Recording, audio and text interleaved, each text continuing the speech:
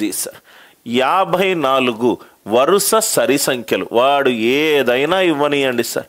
54 అంటే 27 left, A1 A2 A27, 27 right, A28 A29 A54 వరకు, 27 left 27 right.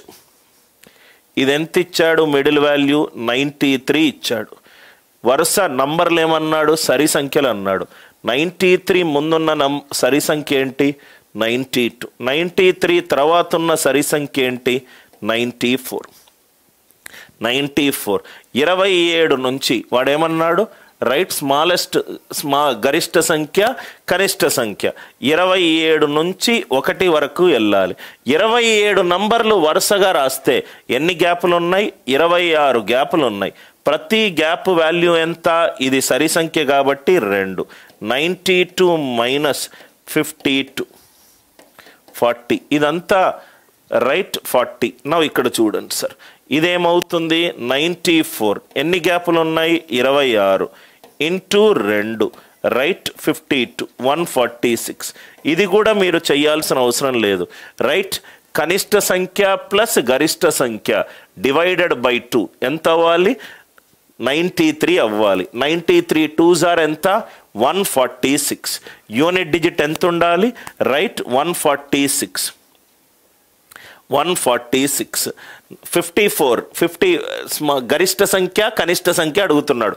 గరిష్ట సంఖ్య ప్లస్ కనిష్ట సంఖ్య డివైడెడ్ బై 2 ఏం కావాలి? 93 కావాలి. 93 2s are ఎంత? 186. 186 సమ్ కావాలి. ఇది కాదు, ఇది కాదు, ఇది కాదు. కాబట్టి ఆన్సర్ ఎంత?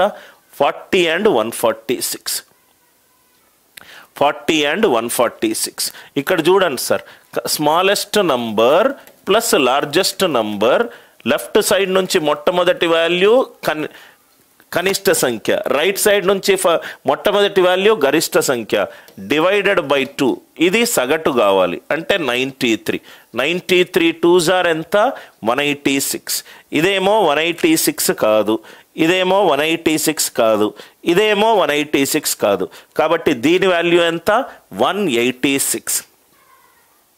గ్యాప్ విలువ ఎంత ఉంటుందని తీసుకోండి. ఇక్కడ వరుస సరి సంఖ్యలు అన్నాడు కాబట్టి సరి సంఖ్యల మధ్యలో గ్యాప్ ఎంత? 2. ఆ గ్యాప్ 2 తీసుకున్నాను స్వప్న. అదే వాటి మధ్య గ్యాప్ 3 అంటే అది కూడా నాకు తెలిసి మనం డి వాల్యూ తోటి ఒక క్వశ్చన్ చేసాం. ఆన్సర్ ఆప్షన్ నుంచి చాలా ఈజీగా సాల్వ్ చేయవచ్చు.